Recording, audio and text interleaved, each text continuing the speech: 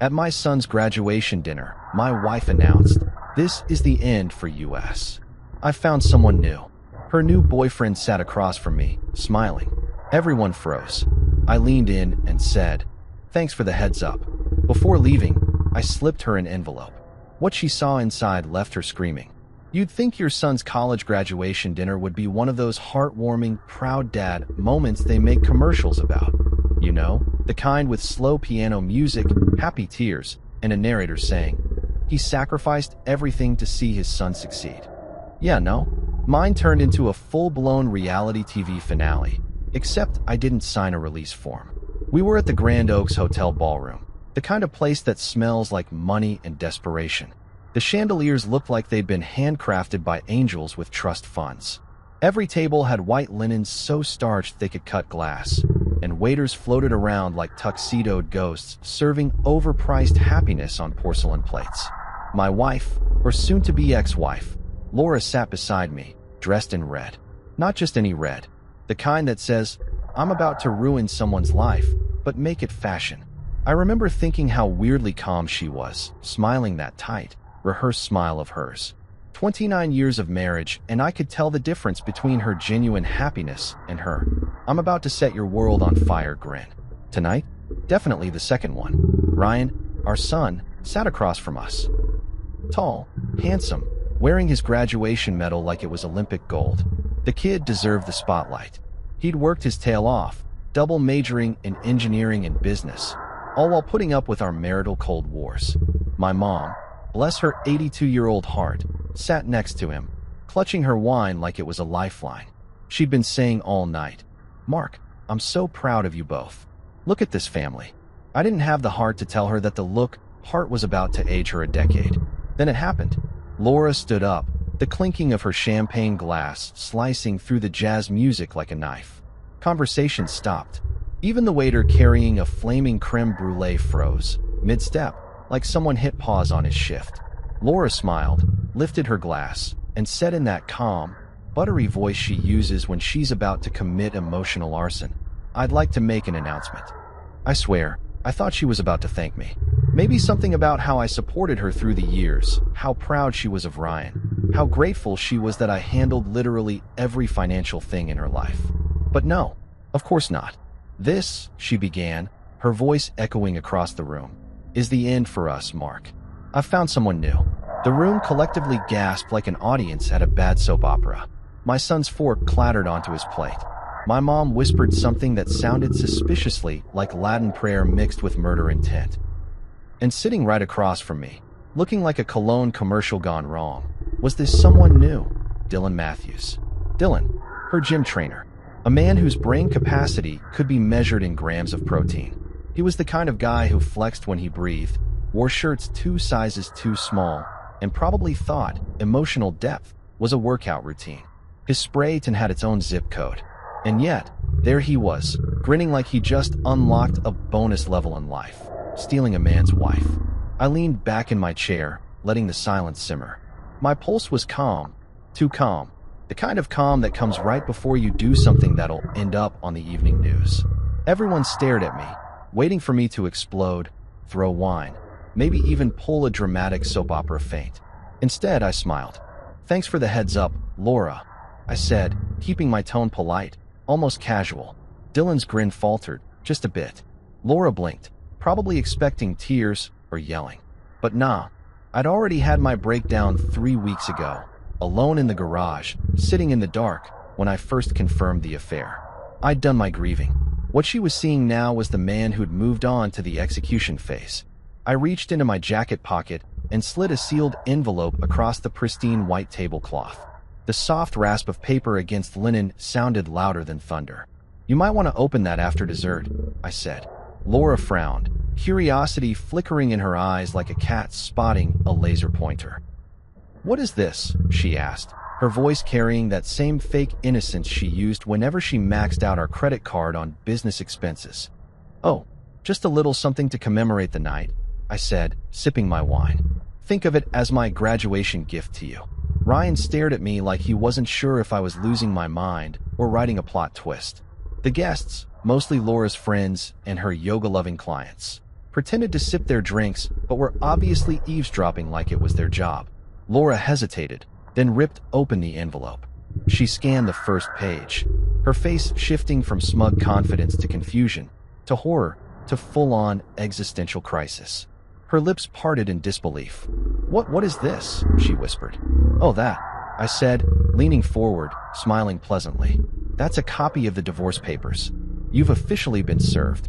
The gasp that went around the table was the kind you only hear in courtroom dramas or family reunions gone wrong. My mom nearly choked on her water. Dylan blinked so hard I thought his contact lenses might flee in protest. Laura's voice cracked. You can't just do this here." "Why not?" I asked, shrugging. "You just ended our marriage in public. I figured it'd be rude not to match your energy." For a split second, no one moved. Even the band stopped mid-note. It was like time itself froze just to see what would happen next. Then came the scream. Sharp, primal, a noise that probably registered on the hotel's earthquake sensors. "You humiliated me," she shrieked, standing so fast her chair toppled backward. "Oh, come on, Laura," I said, calm as ever. "You can't be humiliated if you're the one doing the humiliating. That's like trying to rob a bank and then suing them for giving you the money." Her hands trembled as she flipped through the papers. You had this planned?" "Planned?" I tilted my head. No, just prepared. Like a fire extinguisher." Ryan stood up slowly, eyes wide. "Mom, what is this? You're leaving Dad?" "With Dylan." Laura opened her mouth, but nothing came out. Dylan finally tried to speak, voice cracking like a teenager's. "Hey, man, I didn't mean for this to happen, you know? Love just finds a way." I turned to him, smiling like I was about to hand him a life lesson wrapped in barbed wire. "Dylan, my man, love didn't find a way. It found a dumbbell." Someone at another table snorted. The waiter carrying dessert coughed to hide a laugh. Laura's eyes darted between me and the documents. "You're going to regret this," she hissed. "Oh, I doubt it," I replied. "You see, that envelope isn't just divorce papers. It's also a financial audit. Turns out those retreat payments you made to your little wellness fund account were technically embezzled company funds. So yeah, you're not just walking out of this marriage. You're walking straight into a legal circus." She froze, face draining of color. I could practically hear her brain doing math. You wouldn't." "Already did," I said. "You might want to check your clinic's account balance tomorrow morning." I froze it. Call it financial posture correction. Ryan sank into his chair, running a hand through his hair. "Dad, this is insane." "Oh, trust me, son," I said, still smiling. Insane would have been staying quiet. Dylan looked lost, his expression a combination of confusion and protein deficiency. "So wait, what does that mean for the gym stuff?" "It means," I said, "you should start saving up for your own apartment. Laura's not exactly going to have a wellness empire to fall back on." My mom finally spoke, voice trembling but satisfied. "Well, I did always say, what's done in the dark will come to light." I raised my glass toward her. "Cheers to that, Mom." The entire ballroom was dead silent except for the faint hum of the air conditioner and the muffled jazz restarting awkwardly in the background, as if even the saxophonist wasn't sure it was safe to play again. Laura stood there, shaking, clutching those papers like they were her last shred of dignity. Dylan reached out to touch her arm. She jerked away. The waiter, poor guy, finally gathered the courage to whisper, "Would anyone care for dessert?" "Yes," I said brightly. "I think we've earned it." Everyone laughed nervously. Everyone except Laura, who stared at me with eyes that could ignite furniture. "You're evil," she spat. "No," I said softly, leaning in just enough for only her to hear. "I'm just done being your background character." And then came the final act, Laura's second scream. Louder, longer, a full-body banshee wail that made a baby at the next table cry. She slammed the envelope down so hard the silverware rattled. Guests whispered. Phones discreetly recorded. Someone muttered, "Oh my God, is this real?" Oh, it was real. I stood up slowly, buttoned my jacket, and said, "Well, congratulations, Laura. You managed to make Ryan's graduation truly unforgettable." Then, just for dramatic flair, I placed a $100 bill under my plate, looked at the stunned waiter, and said, "For the emotional labor." As I walked out of the ballroom, the murmur of gossip followed me like applause. My reflection in the glass doors showed a man who wasn't broken, just free. Behind me, Laura's voice cracked one last time. "You'll regret this, Mark."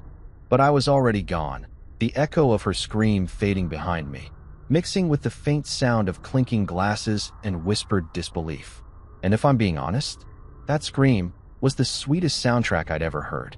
Funny thing about betrayal, it doesn't start the day you get stabbed.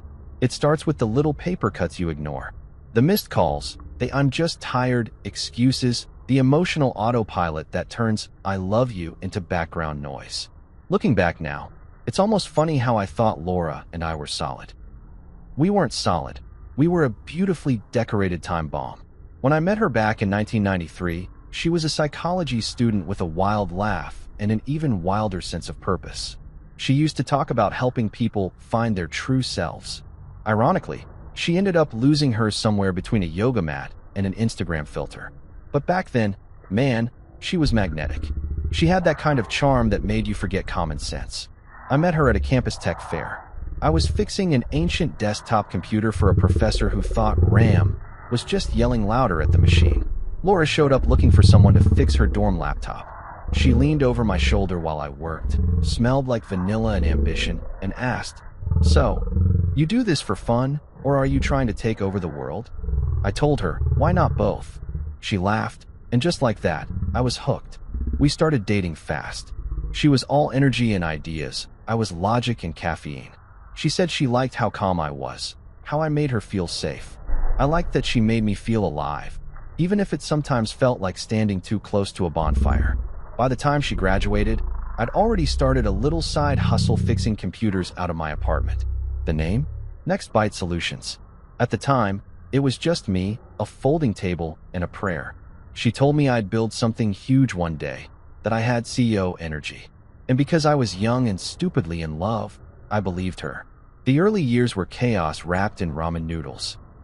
We lived in a one-bedroom apartment above a laundromat, the kind where the walls vibrated every time someone washed towels. We didn't have much, but we had each other, or so I thought. She'd come home from her psychology classes, sit cross-legged on the couch, and talk about dreams, therapy, and energy alignment while I soldered circuit boards and figured out how to pay rent. She used to tell me, "You're gonna make it big, Mark. And when you do, don't forget to breathe." Yeah, well, joke's on her. Turns out I forgot to breathe around year 15. When we finally got married, I thought it was forever. I gave her everything. My time, my focus, my blind trust. She said she wanted to open a wellness center someday, and I backed her all the way. Every paycheck, every late-night coding session, every damn decision I made was about building a life for us. She used to say we were a team. You and me, baby, partnership, growth, shared dreams. What she didn't specify was that I'd be sharing my wallet, my patience, and eventually my wife, with a guy who probably thinks Socrates was a protein supplement. Still, in those first 10 years, things looked good. Next Byte grew fast. We moved from the laundromat apartment to a small house in the suburbs. She got her degree, started taking clients as a therapist, and began teaching yoga on weekends. Ryan was born in year 5, tiny, loud, and already smarter than both of us combined. Laura doted on him. I remember her standing by the crib one night, whispering, "We did it, Mark. We really did it." And I believed her. I really did. What I didn't realize was that we meant different things to us. To me, we meant us against the world. To her, it meant, "I'll let you handle the world while I light candles and charge crystals." But even then, I didn't complain. I was too busy hustling, growing Next Byte, chasing clients, building stability. I used to joke that my love language was direct deposit. She'd laugh and say, "Mine's emotional connection." I didn't know emotional connection came with a gym membership and a personal trainer named Dylan 2 decades later. The first cracks weren't obvious. They never are. They sneak in quietly, disguised as progress. Laura became more polished, I guess, more image conscious. Her social media turned into a motivational quote museum. Rise, align, evolve. Meanwhile, I was in the trenches managing payroll and tax filings. The contrast was hilarious if you think about it. She was posting about vibrational balance, while I was arguing with accountants about depreciation schedules. I was the logic, she was the glitter. One thing I'll give her credit for, she was ambitious. And at first, that ambition inspired me. She talked me into expanding my business, hiring staff, upgrading the office. She said she believed in me, but slowly, that belief started sounding more like control. She wanted to pick my clients, my office colors, even the brand of coffee we stocked. I remember joking once, "Do you want to run the company?" And she smiled. "No, honey, I just want to make sure you don't mess it up." Cute, right? That was her way of saying, "You build it, I'll decorate it, and someday I'll claim half." I didn't see it. Or maybe I did, but I ignored it. Marriage makes you do that, filter out red flags like bad Wi-Fi signals. I told myself it was just her personality, that she liked control. And hey, she deserved nice things. After all, she stuck by me through the rough years, right? What I didn't know was that she wasn't sticking by me, she was biding her time. When she finally opened her own clinic, Zen Vibe Wellness, I was proud, genuinely proud. I even sold my old '67 Mustang to help fund it. That car was my baby, the one thing I'd kept from before the success. I remember the day I handed over the keys. She kissed me and said, "You're the most supportive man I know." Funny how she left out the part where she'd later use that support to bankroll her emotional affair. Zen Vibe was her kingdom. A chic, minimalist spa/therapy center where people paid $300 an hour to be told to breathe. She wore flowing white outfits and talked about manifestation while I was manifesting invoices. But she looked happy, or so I told myself. She started spending more time there, late night, client sessions, weekend retreats, out-of-town workshops. And I kept saying, "It's fine. She's chasing her dreams." Yeah, she was, and apparently Dylan's too. If I'd been smarter, I would have noticed the change. She stopped laughing at my jokes, stopped asking about work, stopped calling me babe. I thought we'd just hit a midlife slump, that we were both too busy. So I did what every clueless husband does. I doubled down on effort, planned trips, bought her gifts, even took up yoga to connect. You ever see a 40-something man trying to do downward dog next to women half his age? It's less spiritual alignment and more potential spinal injury. But I did it. For her. I remember one night. She came home late, smelling like expensive cologne. Not mine, obviously. When I asked where she'd been, she smiled, kissed my cheek, and said, "Networking dinner." That was the night I realized networking was her new word for cheating. But denial's a hell of a drug. I poured myself a scotch, convinced myself it was all in my head, and went back to bed. Looking back, I wish I'd confronted her earlier. But no, I was the guy who thought loyalty would fix everything. That if I just worked harder, loved louder, she'd remember the man who built everything for her. That's the thing about betrayal. It feeds on patience. The more you give, the more it takes. By year 25, the gap between us wasn't just emotional, it was continental. Ryan was in college, and our house had turned into a silent museum. She lived upstairs in her world of candles and affirmations. I lived downstairs in spreadsheets and sanity. The only thing we shared anymore was Wi-Fi. Then came Dylan. I met him once, back when I still believed he was just a trainer. Guy had a handshake like he was trying to crush a walnut. He called me sir.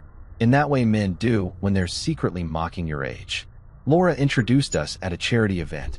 "This is Dylan. He's been helping me with my posture." I almost said, "Yeah, and apparently your moral flexibility too," but I didn't.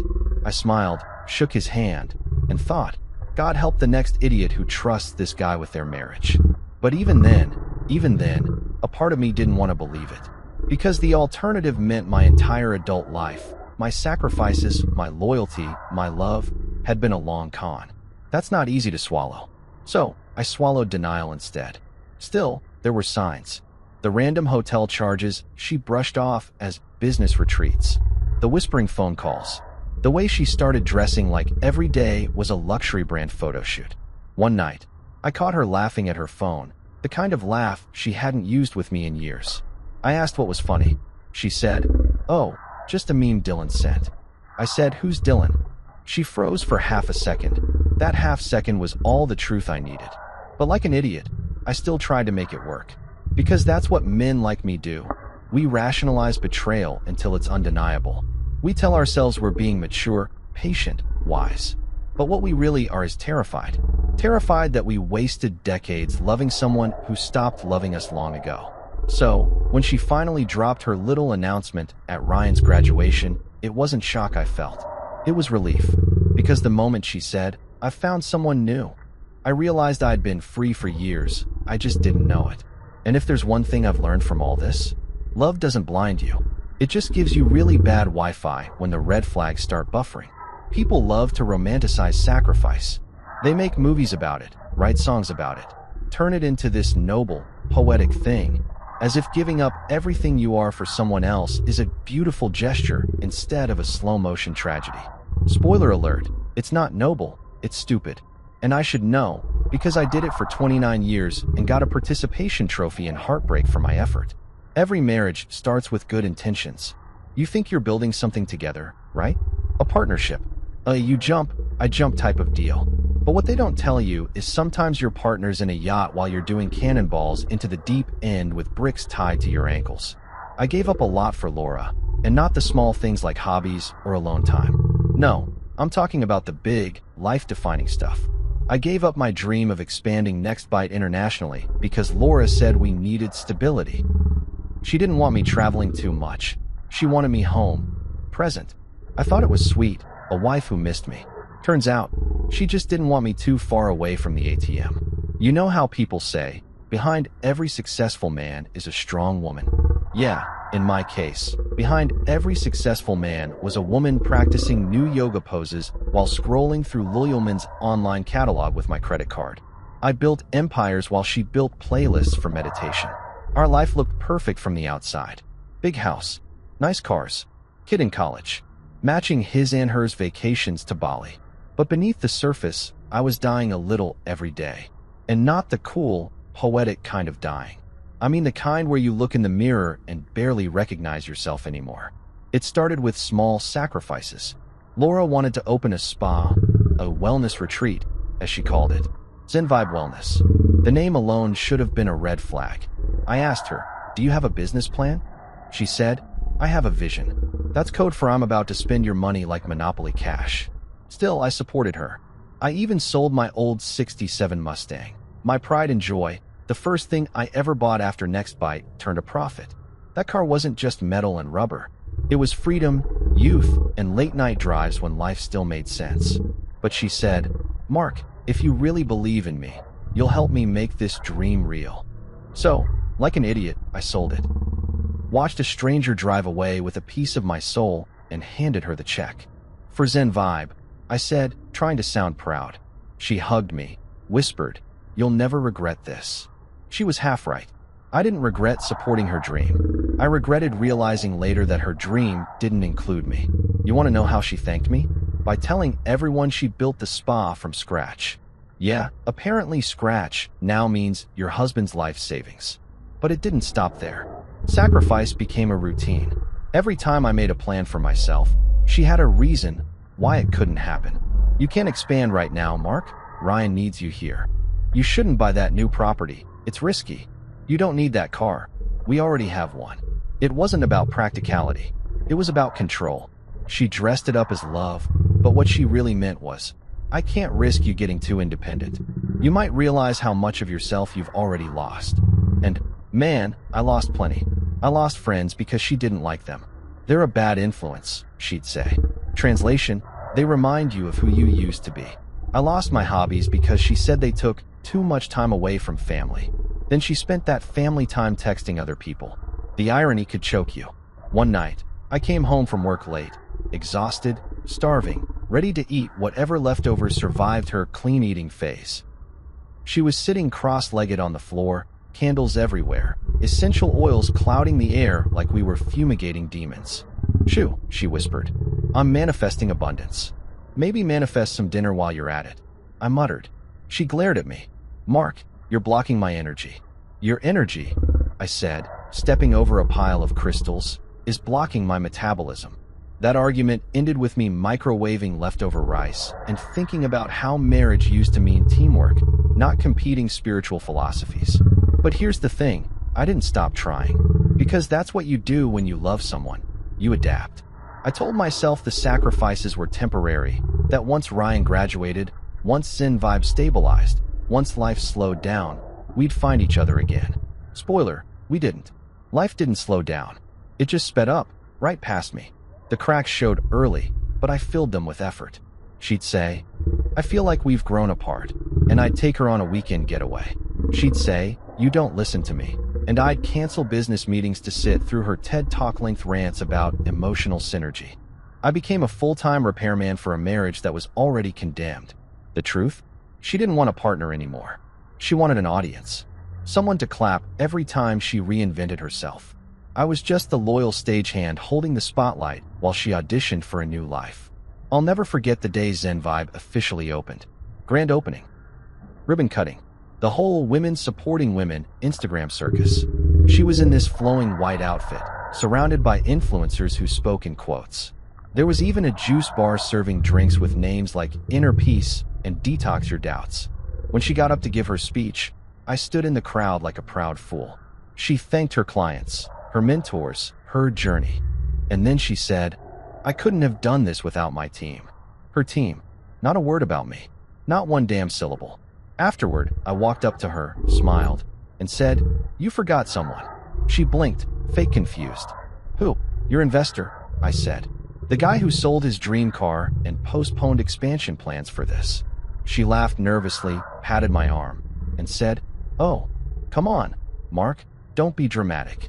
Dramatic, right. Because wanting acknowledgement for literally funding someone's empire is such diva behavior. That was the day something in me started to break, quietly, invisibly. The kind of break you can't see on x-rays, but feel every time you breathe. Still, I stayed, because leaving felt like failure. Society trains men like me to see endurance as success. Real men stick it out, they say. Yeah, well, real men also end up emotionally bankrupt because they mistake loyalty for love. Years went by, and my sacrifices became invisible. She didn't even notice anymore. When I stayed up all night debugging code to cover her spa's losses, she just said, "You work too much." When I missed a golf trip with my friends to attend her couples mindfulness workshop, she said, "You should be more present." Present? I was practically a ghost haunting my own marriage. Then came the final straw, Ryan's college tuition. We'd agreed years ago to split the cost from our joint savings. I checked the account one morning, empty, completely drained. When I confronted her, she said, "Oh, don't worry, I moved it to the business account temporarily. Zen Vibe needed a boost this quarter." I just stared at her. "You used our son's tuition money for scented candles and chakra pillows?" She rolled her eyes. "You're exaggerating. It's all part of long-term growth." "Yeah," I said, "for Dylan's biceps, maybe." That's when she got defensive. "Why do you always have to ruin everything with sarcasm? You don't understand my world." No, I didn't. I understood numbers, logic, and loyalty. Her world was built on delusion and designer yoga pants. That night, I sat in my office, lights off, just staring at the photo of us from our 10th anniversary, back when I still believed the word us meant something. We were smiling, holding champagne glasses. I remember thinking I'd found the one. I couldn't decide if I wanted to laugh or throw the picture out the window. You know what the hardest part of sacrifice is? It's not losing money or sleep or even dignity. It's realizing you gave your best years to someone who wouldn't have done the same for you. I poured everything into her dreams while she quietly unplugged mine. People say marriage is 50-50. Ours was 100-0. I gave, she took, and when I ran out, she found someone else to refill her tank. But here's the beautiful twist. Sacrifice makes you dangerous once you stop. Because once you've lost everything, you realize you've got nothing left to fear. By the time I discovered the affair, I wasn't shocked. I was ready. The sacrifices had already killed the husband she remembered. What was left was someone colder, sharper, and infinitely calmer.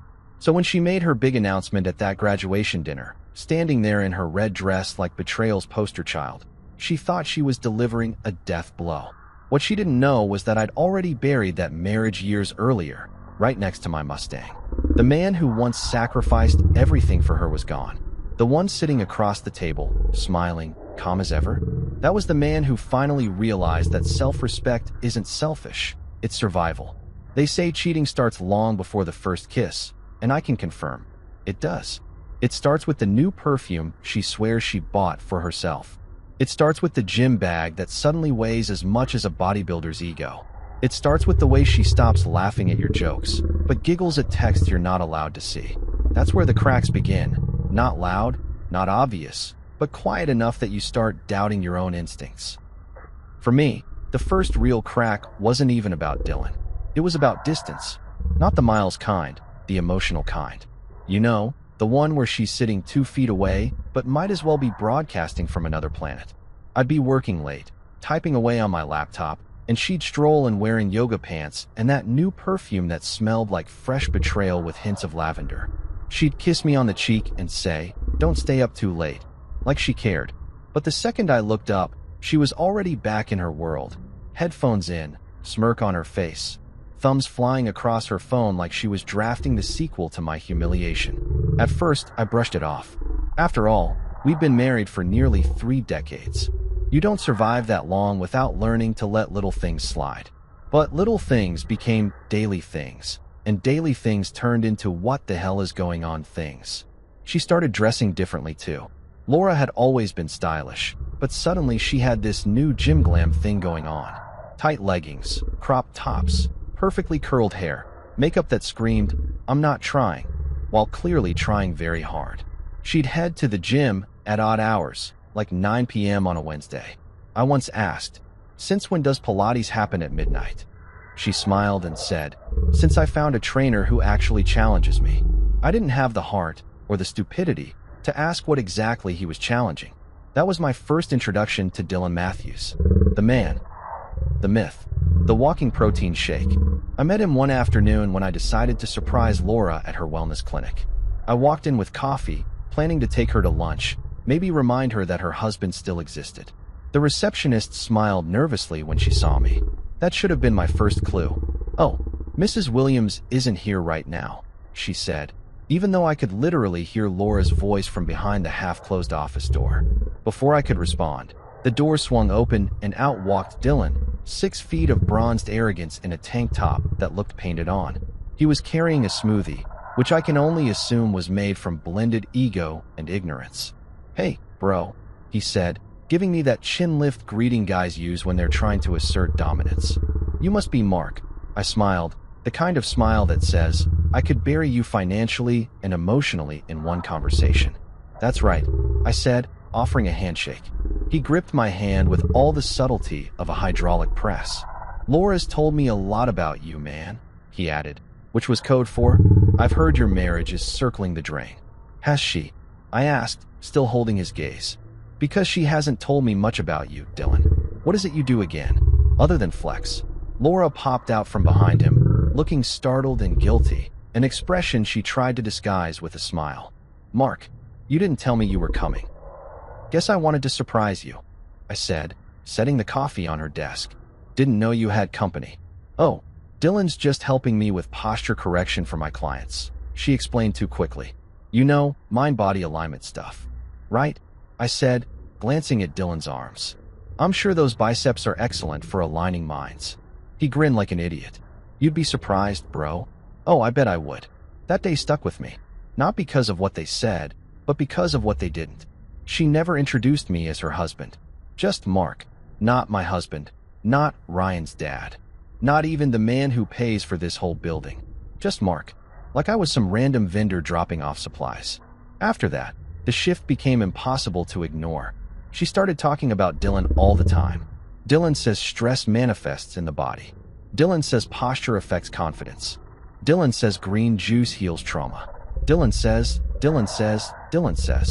It got to the point where I half expected her to start quoting him in her sleep. One night at dinner, she even tried to give me a lecture about my energy imbalance. She said, "Mark, you've been so tense lately.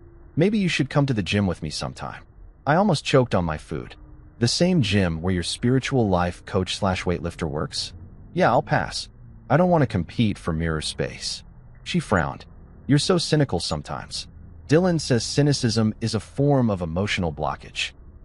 Dylan also thinks essential oils cure taxes. I shot back. She sighed, the kind of sigh that says, "You're no longer fun to manipulate."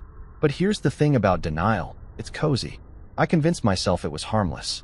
That she was just going through a phase. A midlife identity crisis wrapped in Lululemon. I mean, what's the worst that could happen?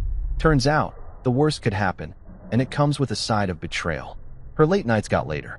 Her phone started living in do not disturb mode. She'd go out with friends I'd never met, and come home smelling like cologne that definitely wasn't mine. I remember one night she came in around 2 a.m., hair messy, cheeks flushed, humming to herself. I was half asleep on the couch and mumbled, "Good workout."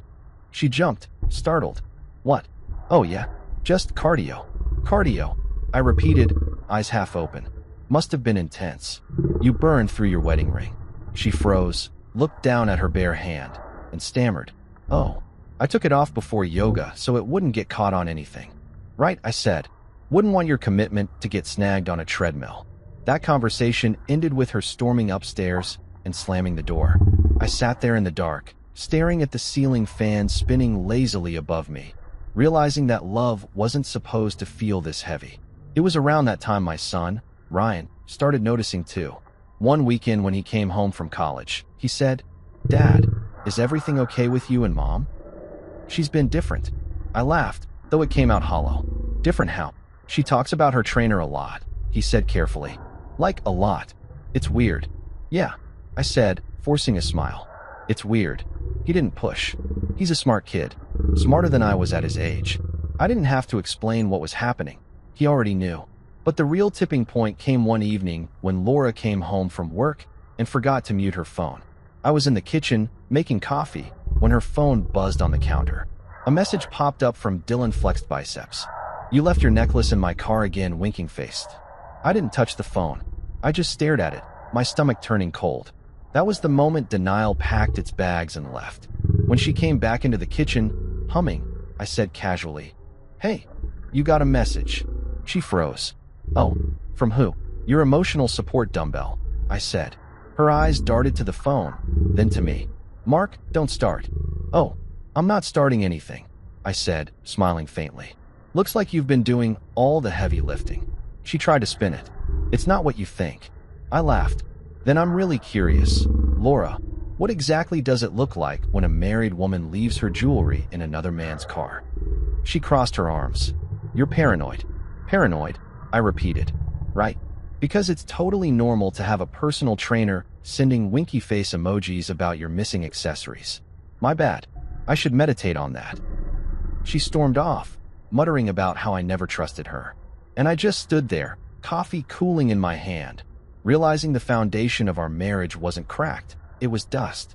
That night, I lay awake thinking about all the years I'd spent sacrificing, supporting, believing. The first time she'd said she needed space, I gave it. The first time she'd said she needed money, I gave that too. And every time she said she needed more, I gave until there was nothing left but sarcasm and caffeine holding me together.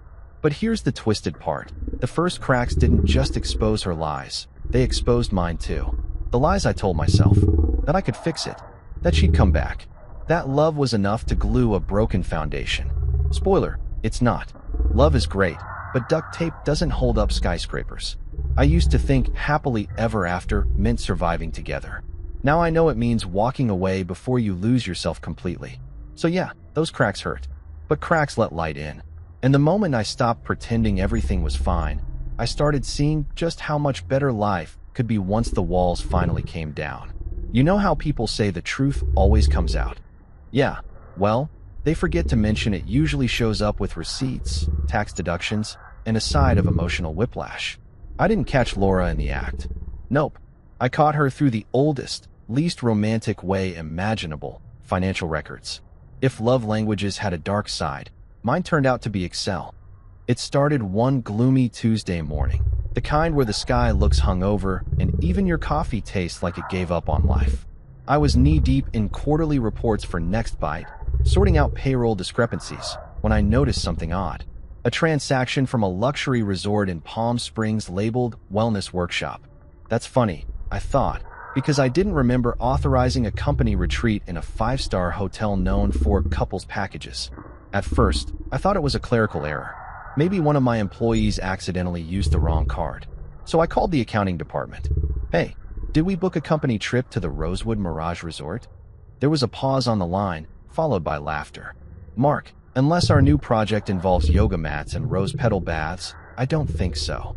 That's when the hairs on the back of my neck stood up, because I knew who loved yoga mats and rose petals. Curiosity became caffeine-fueled paranoia. I opened our joint credit card statements, something I hadn't done in years because, well, I trusted her. Huge mistake. Right there, between grocery store charges and utility bills, were receipts that read like a romance novel with better lighting. Candlelit restaurants. A boutique jewelry shop called L'Amour d'Or. And the best part? 2 tickets to the Secret Harmony couples retreat. I sat back in my chair, staring at the screen, mouth dry. I wasn't angry yet, just numb. The kind of numb where your brain tries to reboot like an old computer. Maybe she took a client? Maybe it's for business. My denial was so creative I could have won an Oscar. But then I saw the dates. Same weekend she told me she was at a mindfulness seminar in Santa Barbara.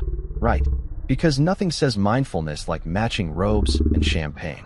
When she got home that evening, I was sitting at the kitchen counter, laptop open, a glass of whiskey in hand. "Hey, babe," she said, kicking off her heels. "You're home early." "Yeah," I replied casually, "just doing some accounting." Her eyes flicked to the laptop. "Oh, yeah," I said, turning the screen toward her. "Question for you. Were you mindful at the Rosewood Mirage last month? Or just hydrated?" Her smile froze. "What are you talking about?" "Palm Springs. Wellness workshop. Candlelight dinner. Sound familiar?" She blinked, then forced a laugh.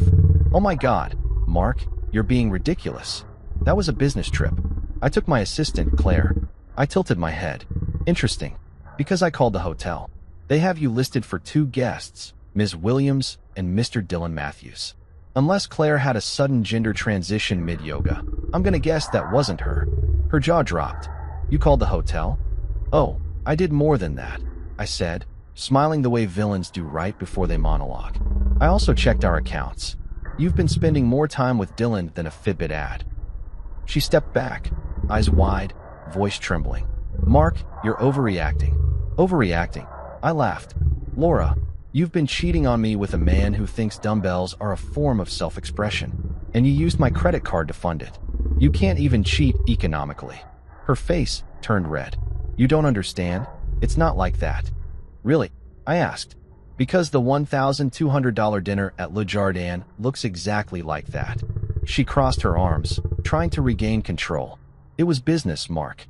Dylan helps with my client's physical therapy." "Sure," I said, leaning forward. "And I'm the tooth fairy." "Come on, Laura. You used to be better at lying." Silence. For a long, awkward minute. The only sound was the refrigerator humming. Even the appliances knew to stay quiet. Finally, she said softly, "I wasn't happy, Mark." I stared at her. "And that gives you the right to destroy what we built." Her voice cracked. "You stopped listening to me years ago. Dylan listens. He cares. He understands me." "Oh, I'm sure he does," I said dryly. "Especially between bench presses." "Don't mock me," she snapped. "Then stop auditioning for a Lifetime movie." I shot back. "You had every chance to tell me you were unhappy. Instead, you picked a guy who probably thinks a prenup is a type of protein shake." That hit her. She turned away, rubbing her temples. "You wouldn't understand." "Try me," I said, standing. "Because from where I'm standing, it looks like you traded loyalty for abs." She didn't answer, and in that silence, I realized something. I wasn't even heartbroken anymore, just disappointed. Because deep down, I'd always known she was capable of selfishness. I just didn't think she'd prove me right so spectacularly. That night, after she went upstairs, I opened my laptop again. If she was planning an escape, she wasn't going to do it with my money. I went full Sherlock Holmes with a spreadsheet. Every transfer, every business expense, every wellness fund. That's when I found it. A joint account under the name Wellness Retreat Fund, shared between Laura Williams and Dylan Matthews. Over $35,000 of our savings gone. I stared at the numbers, my pulse steady. The betrayal wasn't emotional anymore. It was financial, and I could work with that. The next day, I drove straight to see Carmen Reyes, my longtime friend and lawyer. Carmen was the kind of woman who could win a court case while painting her nails. Sharp, fearless, and allergic to stupidity. When I showed her the documents, she didn't gasp. She just smiled slowly and said, "Oh, honey, she's done." "What do you mean?" I asked. Carmen leaned back in her chair, tapping a manicured nail on the prenup. "Your wife insisted you sign this years ago, right?" "Yeah. Said it was to protect us both."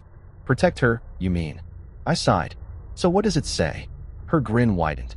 "It says that if either party commits infidelity, the prenup becomes null and void. And considering you've got enough evidence to start a reality show, guess who gets the house, the business, and the assets? I blinked. You're kidding. She sipped her espresso. Mark, I don't kid about legal victory. This is the holy grail of revenge clauses. I sat there, processing it all. Years of sacrifice, of silence, of pretending everything was fine. All of it suddenly shifted. For the first time in decades, the power wasn't hers. It was mine. Carmen leaned forward. Here's what you're going to do. You're not going to confront her again. You're going to keep acting like the same old, naive husband. Let her get comfortable. Let her think she's winning. And when the time is right. I finished her sentence. Dropped the hammer. She smiled. Exactly. That night, I drove home lighter than I'd felt in years. Laura was on the phone when I walked in, whispering something that sounded suspiciously affectionate. She hung up quickly when she saw me. Long day? She asked, all sugar and guilt. The longest, I said, kissing her cheek. But hey, it's worth it. You're worth it. Her eyes softened, maybe out of relief. That's sweet, Mark. I smiled, pouring myself a drink. Just making sure my investments are secure. She laughed nervously, clearly unsure if I was joking. I was, and I wasn't. Over the next few weeks, I gathered everything I needed. Bank statements, screenshots, hotel invoices, even a copy of that damn wellness fund registration. Carmen's advice was simple. The bigger the stage, the better the show. And Laura? Oh, she was already planning her finale. One evening, she came home giddy, saying, Ryan's graduation dinner. I want to plan it myself. You've done so much lately. You should just relax. I almost laughed. Sure thing, sweetheart, I said. Make it unforgettable. She smiled, completely unaware that I was way ahead of her. I'd already drafted the divorce papers, frozen our accounts, and attached every financial since she'd committed. I even threw in a bonus, screenshots of her love notes to Dylan. Carmen called it Exhibit A, Dumb Decisions. Still, I played the part. I asked about the dinner, complimented her new wardrobe, even helped her pick a venue. She thought I was finally being the attentive husband she'd always wanted. In reality, I was the stage manager for her public downfall. Looking back, that day, Discovery Day, wasn't just the day I found out she cheated. It was the day I found clarity. Because betrayal does something strange to you. It strips away the fantasy, the excuses, the fake smiles. It shows you who people really are and who you've been pretending to be. I'd spent years thinking I was the rock holding our marriage together. Turns out, I was just the foundation she'd been quietly eroding. But not anymore. As I stared at that manila envelope on my desk, the one labeled Operation Freedom, I couldn't help but grin. I wasn't the victim anymore. I was the architect. And soon, very soon, Laura would learn that the man she'd dismissed as predictable was about to make her story unforgettable. There's a certain satisfaction in walking into a lawyer's office knowing you're not the one in trouble for once. It's like going to the dentist and realizing you're there for a cleaning, not a root canal. That's exactly how I felt walking into Carmen Reyes's office. Except Carmen didn't do cleanings. She did surgical removals, specifically of cheating spouses from people's financial empires. Her office looked like it was designed to intimidate politicians. Floor-to-ceiling windows. A panoramic city view that screamed, "Don't mess with me unless you've already written your will." She was sitting behind a marble desk, reading something that looked like a legal document but could have been a villain's monologue for all I knew. "Mark," she said, without looking up, "please tell me you're here to file something juicy." I grinned. "Let's just say I brought you a buffet." Carmen looked up, her red glasses sliding down her nose. "Oh, honey, you look like a man who just found the detonator he's been praying for." "Close," I said, taking a seat. "I found out my wife's been funding her gym boyfriend's career with our joint savings." Carmen dropped the papers, her eyes lighting up like a Christmas tree powered by vengeance. "Tell me everything." So I did. The hotel stays, the jewelry receipts, the secret wellness fund account with Dylan's name on it. I laid it all out like evidence in a true crime documentary. She listened, scribbling notes with the focus of a surgeon about to operate on someone's arrogance. When I finished, she sat back, steepled her fingers, and smiled. That kind of slow, shark-like smile lawyers give when they smell blood in the water. "Mark, you're in better shape than you think. Tell me, do you still have your prenup?" I blinked. The one Laura insisted on 29 years ago? Yeah, somewhere in the home office. Good, she said. Bring it in. Today. 2 hours later, I was back in her office, holding the document that once made me feel like the world's biggest sucker. Laura had drafted it back when we got married, all about protecting her independence and ensuring fairness. I was young and in love. She could have asked me to sign a waiver for organ donation, and I'd have said, "Sure, babe, anything for you." Carmen flipped through the pages, scanning faster than my accountant in April. Then she stopped. Her eyes widened. A laugh escaped her lips, sharp, delighted, dangerous. "Oh, this is rich," she said, smirking. "Mark, your wife wrote her own doomsday clause." "What? Right here," she said, tapping the paper. Section 4, Clause C. In the event of marital infidelity by either party, this agreement becomes null and void, and all jointly held assets shall revert to the non-offending spouse. I stared at her. "You're kidding." Carmen shook her head, grinning like a cat that just found the cream factory. "Oh, I never kid about poetic justice. You, my dear man, are sitting on a legal goldmine. The moment we prove infidelity, this prenup dies faster than her excuses. So, the business, the house, the investments, all yours," she said. "Every single penny. And considering she's been using your money to fund Dumbbell Dylan's dream life, this will be the easiest case of my career." I leaned back in my chair, letting it sink in. After years of feeling powerless, I suddenly felt like I'd just found the cheat code to life. "You're serious?" "As a subpoena," she said, crossing her legs. "You've got proof of transactions, hotel stays, texts, and a joint account. That's not circumstantial. That's a confetti cannon of guilt." I chuckled.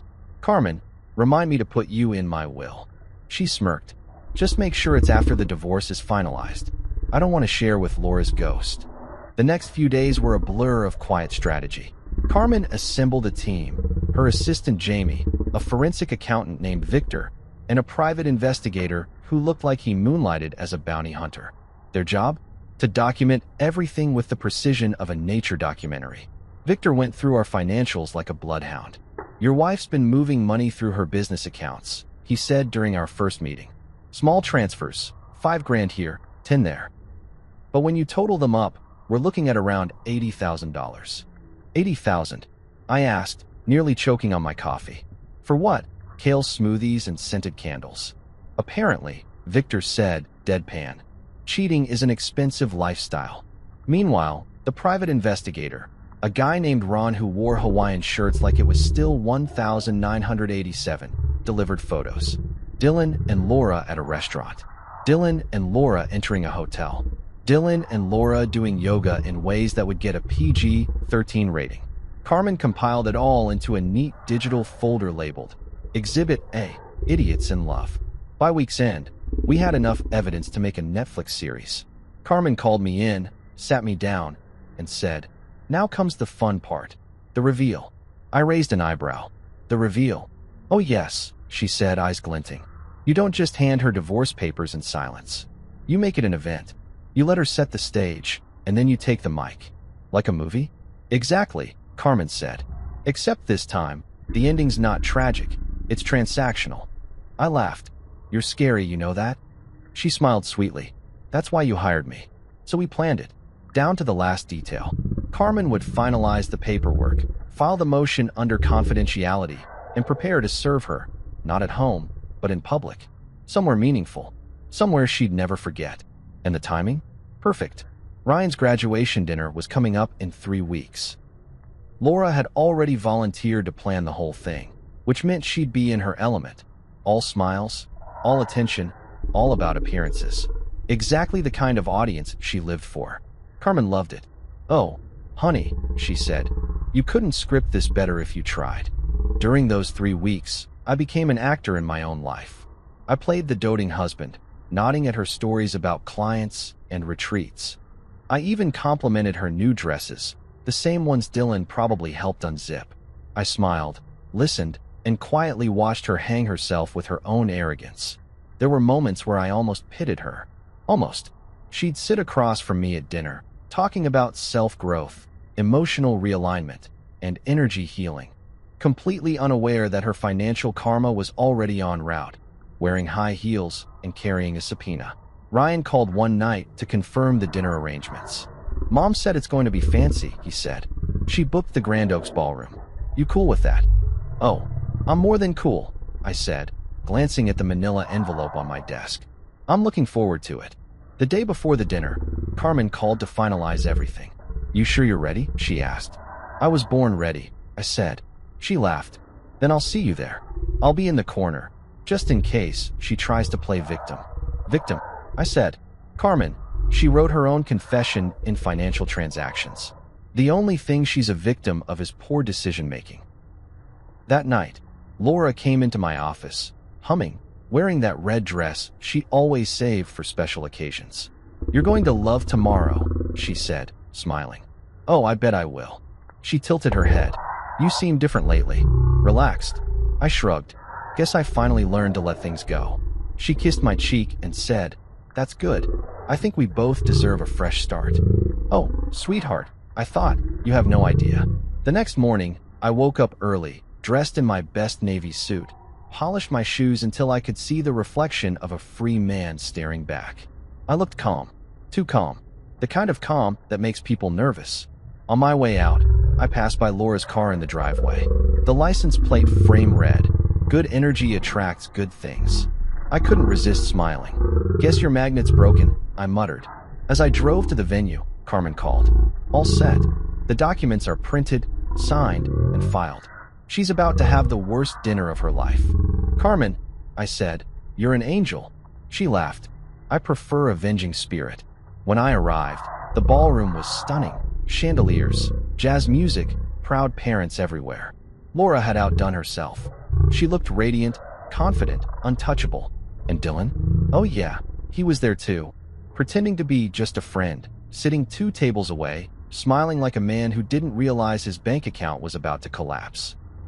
As I shook hands, made small talk, and toasted my son, I couldn't help but admire the irony. Laura thought this night was about her control, her freedom, but in a few hours, that illusion would shatter like the champagne glasses she so loved to raise. And me? I wasn't just attending my son's graduation dinner. I was attending my wife's. Because after Carmen's paperwork landed in Laura's perfectly manicured hands, my wife's 29-year career as Mrs. Williams would be officially over, legally, financially, and poetically. The loop in the law wasn't just a clause. It was my lifeline. And the best part? She'd written it herself. There's a special kind of power in pretending you don't know what's going on. It's like being the only sober person at a party. You see everything clearly, but you act like you're drunk just to let the fools keep dancing. That's exactly what I did for the next month. I played the role of the clueless, supportive husband so convincingly I could have won an Emmy. Laura thought she was the star of her own movie, but I was the director, producer, and writer, quietly setting up the final scene of her career in manipulation. Every morning, I'd kiss her goodbye, hand her coffee, and say, "Have a great day, babe." She'd flash that smile, the one that used to make me melt, but now just made me mentally check off another step in Operation Freedom. She'd head out in her Tesla, pretending she was late for client consultations, when really, she was probably going to see Dylan, the human embodiment of a protein bar. I had to admit, she was good at lying. Too good. She had it down to an art form. Every detail matched, every excuse sounded believable. But here's what she didn't realize. When you live with someone for nearly 3 decades, you learn their tells. The way she over-explained when she was nervous, the way her left eye twitched when she was hiding something. I didn't need to be Sherlock Holmes. I just needed to keep a straight face while she dug her own grave in heels. One Thursday morning, she said she was going to Palm Springs for another wellness conference. I smiled and said, "That's great, honey. Take the company card." She blinked, surprised. Normally, I'd question every expense, but now I was practically shoving money at her. "You're being so supportive lately," she said, sounding almost guilty. Almost. I chuckled. "I just want you to be happy, Laura." She kissed me on the cheek. "You have no idea how much that means." Oh, but I did. While she was at her conference, I had a meeting with Carmen. She was reviewing the final stack of evidence, texts, financial records, and photos courtesy of our favorite Hawaiian shirt-wearing private investigator, Ron. The guy had outdone himself. He'd even gotten a picture of Laura and Dylan sharing a smoothie with 2 straws. Nothing says romance like a $9 kale shake between co-conspirators. Carmen smirked as she slid the folder toward me. This, she said, is the kind of evidence that makes judges giggle. Judges giggle? I asked. Oh yeah, they won't admit it, but when they see stuff like this, matching robes, spa receipts, joint wellness fund accounts, they don't see love. They see stupidity. I laughed. So we're good to go? Better than good, she said. The papers are prepped. All we need is your signature. I signed faster than a man buying the last PlayStation on Black Friday. Carmen leaned back. Now, remember, don't confront her. Don't tip her off.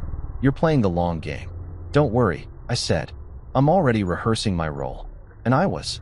Every night, I rehearsed lines in my head like an actor preparing for opening night. When she'd talk about aligning her chakras, I'd nod thoughtfully, fighting the urge to say, "You mean aligning your savings account with Dylan's gym membership?" When she'd sigh and say, "You've been so patient with me lately," I'd smile and say, "Just trying to be the best version of myself." The best version, indeed, the one that didn't yell, didn't fight, didn't show his hand until the curtain call. The funny thing is, the calmer I became, the guiltier she got. One night, she actually broke down crying. "Mark, do you think we've drifted apart?" That almost got me. Almost. For a brief second, I saw a flicker of the woman I married. The college girl with big dreams and an even bigger heart. But then she wiped her tears, checked her phone, and smiled at a message from the gym. And just like that, any pity evaporated. Still, I played along. Drifted apart? Maybe a little.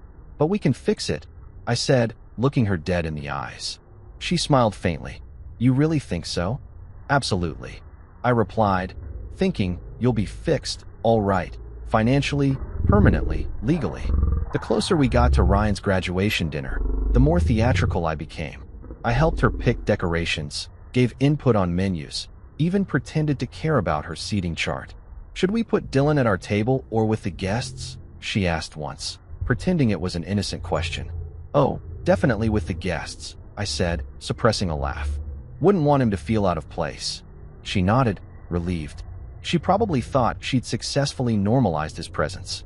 I'd just given her enough rope to hang herself in public. 3 days before the dinner, Carmen called with one final update. "Everything's ready. The papers are filed. Once you hand her the envelope, she's officially served." "Perfect," I said. "Right after dessert?" Carmen chuckled. "You're a savage." "Hey," I said. "You told me to make it memorable. Remind me never to cheat on you," she replied. By the time the big night arrived, I was a master of composure. If they ever give out awards for calm vengeance, I'd sweep the category. I put on my navy blue suit, the same one Laura had picked for me years ago for our anniversary. Fitting, really. She gave me the suit. I'd use it for her symbolic funeral. When we got to the Grand Oaks ballroom, everything looked straight out of a luxury magazine. Gold centerpieces, string quartet, champagne tower. Laura was in her element, floating from guest to guest like a hostess on a victory lap. She looked stunning, radiant even, the perfect picture of success. Too bad success was about to file for separation. Dylan showed up halfway through the evening, wearing a suit that was trying way too hard. The man strutted in like a motivational speaker who'd just learned what cologne was. I watched him shake hands, laugh too loud, and, of course, wink at Laura when he thought no one was watching. He even had the nerve to introduce himself to my mother. "Ma'am, I'm Dylan," he said with that fake smile. My mom blinked, unimpressed. "Oh, you're that Dylan," she said. He looked confused. What do you mean?" She smiled sweetly. "Nothing, dear. Just praying for your safety." I nearly choked on my drink. Throughout dinner, I kept my cool. Laura gave a little speech about family, growth, and new beginnings. Irony must have been the main course. Ryan beamed with pride, oblivious to the storm brewing 2 feet away. And I smiled, clapped, raised my glass, and waited.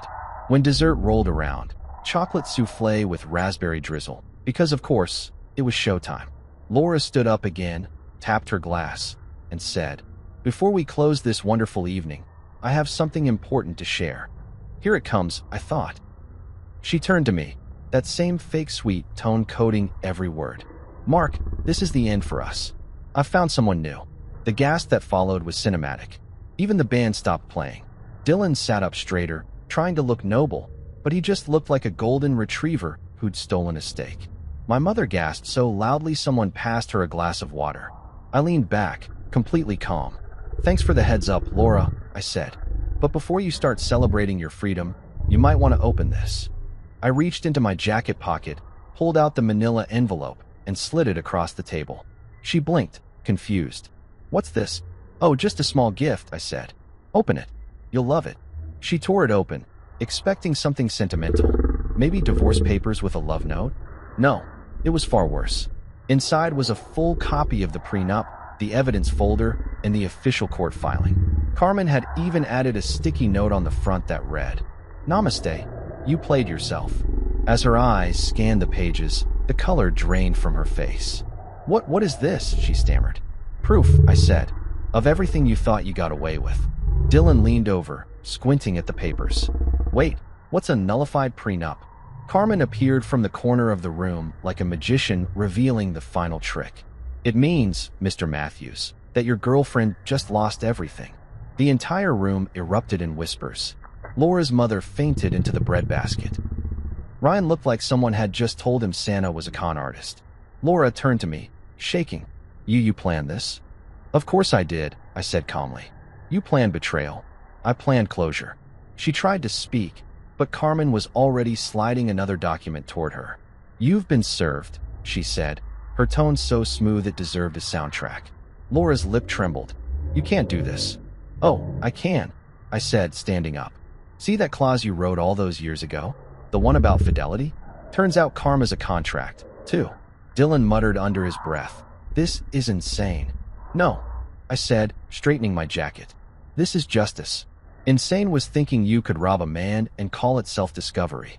And with that, I raised my glass one last time. "To Ryan," I said, smiling at my son. "The only person here who actually deserves to graduate tonight." The crowd applauded awkwardly, unsure whether to cheer or call security. Laura collapsed into her chair, sobbing. Dylan tried to comfort her, but looked like he was already Googling cheap apartments near the gym. As Carmen escorted me out, she whispered, "That was art." "Yeah," I said, exhaling. "Performance of a lifetime." And as I walked out of that ballroom, leaving the wreckage behind, I realized something profound. Revenge doesn't always roar. Sometimes it just smiles, sips champagne, and exits quietly, while the guilty choke on dessert.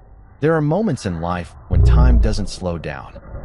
It just freezes, like it's afraid to miss the chaos. Ryan's graduation dinner was one of those moments. The air in that ballroom could have been bottled and sold as tension number 5. Everyone was smiling too wide, clinking glasses too loudly, pretending the world wasn't about to end. Everyone except me. I was calm, dangerously calm. The kind of calm that only comes after months of watching lies unravel like a bad Netflix plot. The Grand Oaks Ballroom had been transformed into a Pinterest fever dream. Gold-trimmed tablecloths, hanging chandeliers, flower arrangements taller than my self-control. A live jazz band played softly in the background, like they knew they were underscoring a public execution but were too polite to stop. Laura was in her element. Hair perfect, dress immaculate, smile weaponized. She glided through the crowd like a queen greeting her peasants, soaking in every compliment. "Laura, you've outdone yourself," one of her friends gushed. She laughed, modestly waving a manicured hand. "Oh, please. It's all for Ryan. He deserves a special night." I sipped my wine and watched from the corner, thinking, if she only knew how special this night's about to get. Ryan looked radiant, proud, innocent, too good for the storm that was brewing between his parents. My mom sat next to him, gripping her clutch like she was holding onto the last shred of her sanity. Dylan was there too, of course, sitting 2 tables away, laughing with the kind of forced confidence only a man with a pending lawsuit could muster. I'll give him credit. He cleaned up well.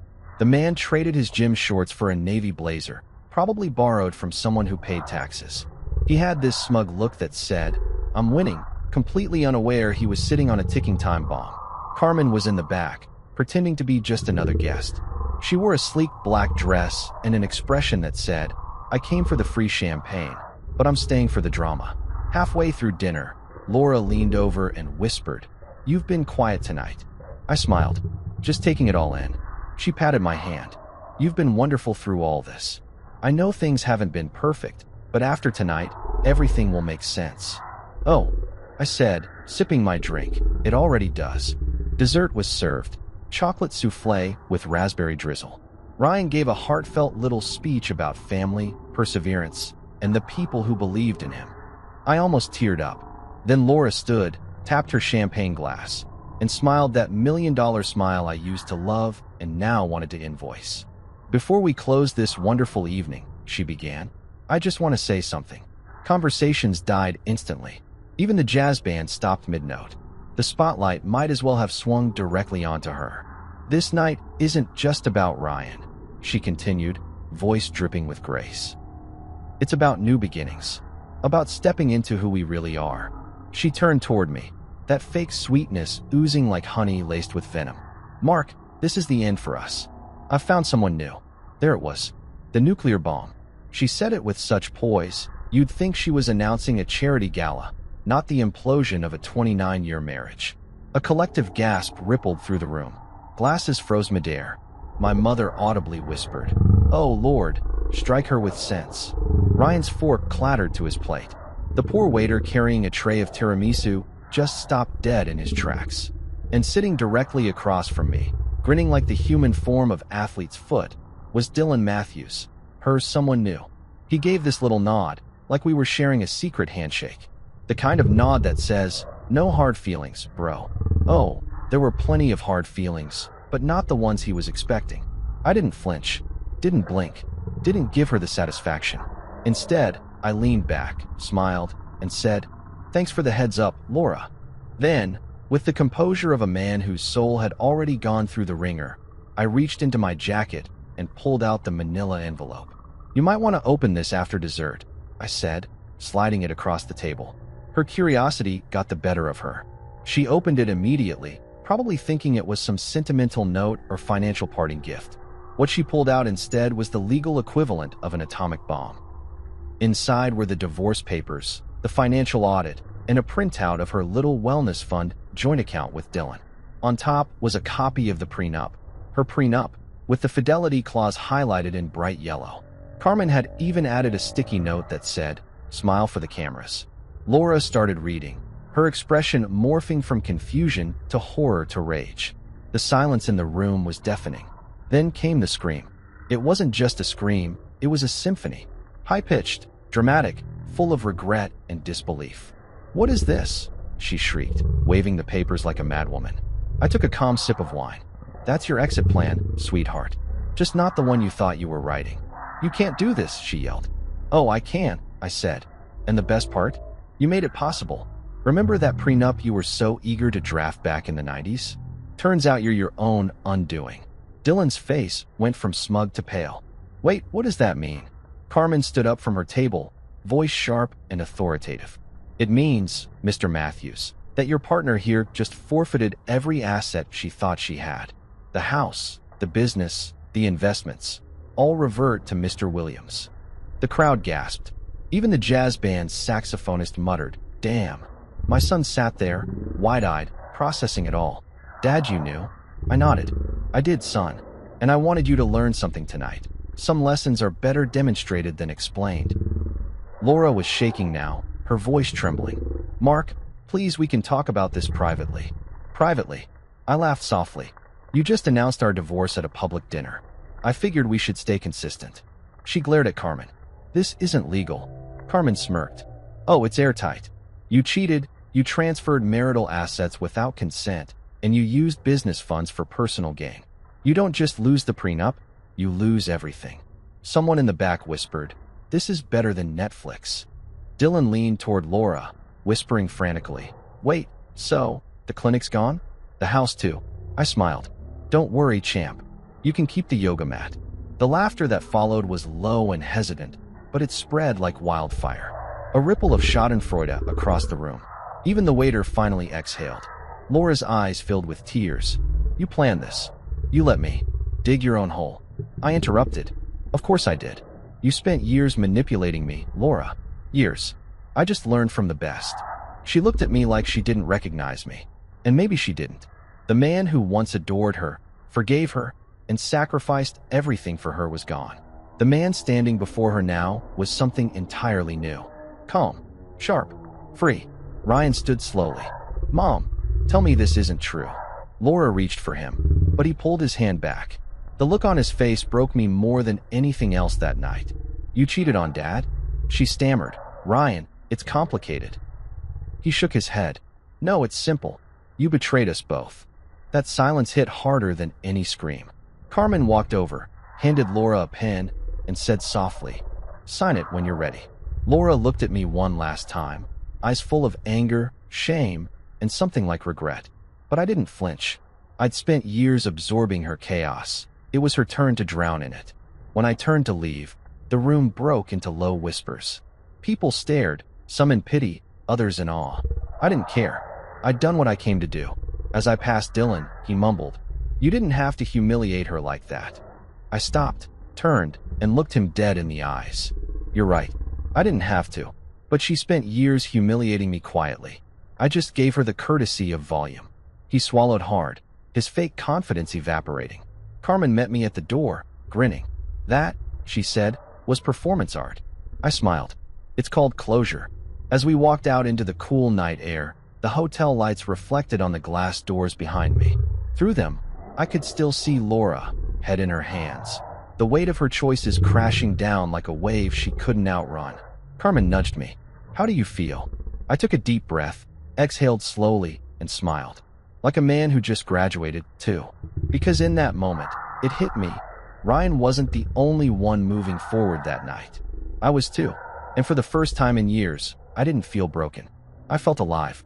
They say karma doesn't need a GPS. It always finds its destination. Well, that night, karma didn't just find Laura. It RSVP'd, sat front row, and brought popcorn. The scream she let out at the graduation dinner didn't just echo through the ballroom. It lingered in the hotel lobby, ricocheted off the marble floors, and probably traumatized a few waiters who didn't get paid enough to witness a legal execution. After Carmen delivered her closing argument in stilettos, Laura sat frozen, trembling, eyes darting between the documents and the faces staring at her. You could see the realization hit her like an avalanche. The perfect little empire she'd built on lies, credit cards, and collagen smoothies was crumbling faster than Dylan's attention span. "Mark," she finally whispered, voice cracking like glass. "You can't be serious." I took a calm sip of my wine and said, "Dead serious, Laura. You wanted a new beginning? Congratulations, you got one. Just not the kind you pictured." Carmen leaned in, her tone professional, but her smile pure mischief. "Mrs. Williams, everything you see there is legally binding. The clause is airtight, the evidence is irrefutable, and your bank accounts? Frozen as of an hour ago." The collective gasp that followed was something out of a soap opera. You could practically hear the whispers spreading like wildfire. Even the saxophone player in the corner stopped mid-note and muttered, "Damn." Laura's mother, sitting nearby, let out a faint moan and fell backward into her chair, clutching her pearls. Someone passed her a glass of water, which she immediately rejected because, and I quote, "This family doesn't drink tap water during emotional trauma." Ryan was pale, his jaw tight, his eyes bouncing between us like he was trying to reconcile the parents he once knew with the war zone in front of him. "Mom, is this true?" he asked softly. Laura blinked rapidly, tears welling up. "Ryan, baby, please." He held up a hand. "Don't baby me. Just answer the question." She hesitated, her lip trembling. "It's not what it looks like." "Oh, please," Carmen muttered under her breath, flipping through her briefcase. "It's exactly what it looks like." I didn't even need to say anything. The silence was heavy enough to crush her. Finally, she stood, clutching the envelope like it was radioactive. "You can't do this to me," she hissed. I raised an eyebrow. "I didn't do this to you, Laura. You did this for yourself." Dylan, who'd been sitting there trying to look invisible, finally found his voice. "Okay, look, this doesn't have to get messy." Carmen turned to him like a hawk spotting lunch. "Oh, sweetie, it's already messy. You might want to leave before you're asked to testify." He frowned. "Testify?" I smiled. "Yeah, champ. When you started sharing bank accounts and hotel rooms with a married woman, you made yourself part of the exhibit list." His face drained of color faster than Laura's checking account. Wait, hold on. I didn't know about any of this legal stuff. Carmen smirked. Ignorance isn't just unattractive, it's also not a defense. Laura spun toward me, voice rising. You've humiliated me in front of everyone. Oh no, I said evenly, setting down my glass. You did that when you stood up here and made your big speech. I just made sure you didn't leave out the credits. The ballroom erupted in murmurs, phones discreetly recording, eyes wide. Someone whispered, "Is this real?" Someone else whispered, "This is better than Netflix." Ryan suddenly stood, his chair screeching across the floor. "I'm done," he said, shaking his head. "I can't believe this." Laura reached for him. "Ryan, please, don't walk away." He looked at her, tears glistening. "You already did." He walked out, leaving her standing there with her mascara streaking and her world collapsing. That silence. It was deafening. The kind of silence that makes your heart beat louder just to fill the void. Then Carmen, bless her dramatic soul, stood up and said, "Well, this concludes the legal portion of tonight's dinner. Dessert is still being served in the back for anyone interested." The laughter that followed was awkward but cathartic. Even I couldn't help but chuckle. Laura glared at her, then at me, and finally at Dylan. "You," she spat. "This is all your fault." He recoiled. "Mine? You said your marriage was over. You said he was clueless." "Clueless," I said, standing slowly, adjusting my jacket. "You really thought I'd go 30 years building a multi-million-dollar company and not notice when someone was embezzling from me? Come on, Dylan, give me some credit." He stammered, "I didn't know it was your money." I leaned close enough for him to smell the quiet satisfaction radiating off me. "Then consider this your financial education, courtesy of Next Bite Solutions." The man looked like he was about to cry. "You can't do this." Carmen interrupted smoothly. "Oh, he already did. Your girlfriend here signed her own doom clause. And as for you, well, hope you saved up from those personal training sessions, because that car she bought you, registered under her now seized business." He blinked. "Wait, what?" "Yep," Carmen said, checking her phone. "The repo team should be outside any minute now." The timing was poetic. Through the glass doors, I saw a tow truck pull up and start hooking his shiny BMW. His face turned the color of spoiled yogurt. Laura screamed again, this time a raw, guttural sound that stripped away all the polished poise she'd been clinging to. "You can't take everything from me." I tilted my head. "You're right. You can keep your crystals." That was the last straw. She lunged forward, and for a terrifying second, I thought she was actually going to throw her champagne at me. But before she could, Carmen calmly intercepted, holding up her hand. "Careful, Laura. Assault in public? That'd make a great addendum to our case." Laura froze, trembling. Then her body seemed to deflate, all the rage draining out at once. She collapsed into her chair, sobbing uncontrollably. "I gave you everything, Mark," she whispered. "Everything." "No," I said quietly. "You took everything, and now you're just giving it back." And for once, she didn't have a comeback. Security eventually escorted her out, gently but firmly, with Dylan trailing behind like a lost puppy. The guests began dispersing, whispering, avoiding eye contact like witnesses leaving a crime scene. Ryan didn't return, but I didn't blame him. He needed space. I'd just handed him a front-row ticket to the unmasking of his own mother. Carmen walked over, her heels clicking against the marble like a victory march. "You good?" she asked. I exhaled. Good doesn't even begin to cover it. She smiled. "You handled that like a pro." Most men would have yelled, thrown things, maybe cried. I smirked. "I prefer paperwork." She laughed. "You know, this might go viral. You're trending in someone's group chat already." "Great," I said dryly. "Maybe I'll finally be famous for something other than paying for other people's dreams." As we left the ballroom, I glanced back one last time. The tables were a mess, half-eaten desserts, spilled champagne, and the lingering ghosts of good intentions. In the center of it all, the manila envelope sat abandoned, a quiet symbol of closure. Outside, the air was crisp, the night sky painfully clear. Carmen patted my shoulder. "You did good, Mark. You didn't just end a marriage, you reclaimed your life." I nodded. "Yeah, and for once, it's mine alone." She grinned. "So what's next for Mr. Freedom?" "First," I said, "I'm buying back my Mustang." Carmen laughed, shaking her head. "Of course you are. Just don't let any yoga instructors near it." We both chuckled, the sound echoing in the quiet parking lot. The tow truck drove off in the distance, Dylan's car in tow, a fitting metaphor if there ever was one. As I got into my own car, I looked at my reflection in the rearview mirror. For the first time in years, the man staring back wasn't tired, beaten, or compromised. He was focused. That night, I went home alone. No arguments. No fake apologies. No forced silence. Just peace. I poured myself a drink, sat on the back porch, and listened to the city hum in the distance. The chaos had finally ended, and in its place was something I hadn't felt in years: clarity. Laura lost her empire that night, and I found mine again. And as I leaned back, staring at the stars, I realized something funny. For years, I thought she was my partner. Turns out, she was just the plot twist. And me? I was finally the author again. 6 months later, my life looked nothing like the wreckage Laura left behind. The house was mine again.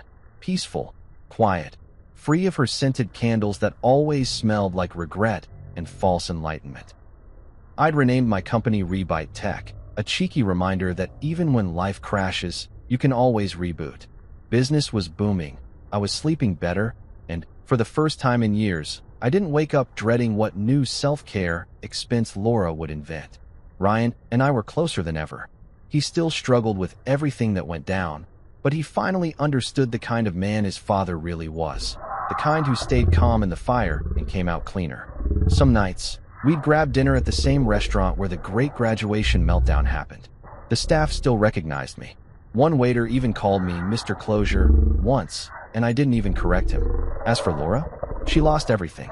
The clinic, the house, the reputation, poof. Word spread fast about the wellness queen who funded her side guy supplements with stolen marital assets.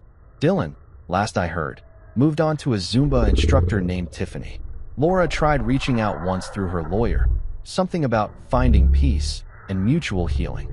I replied with 2 words: prenup karma. Carmen, my lawyer/avenging angel, still checks in sometimes.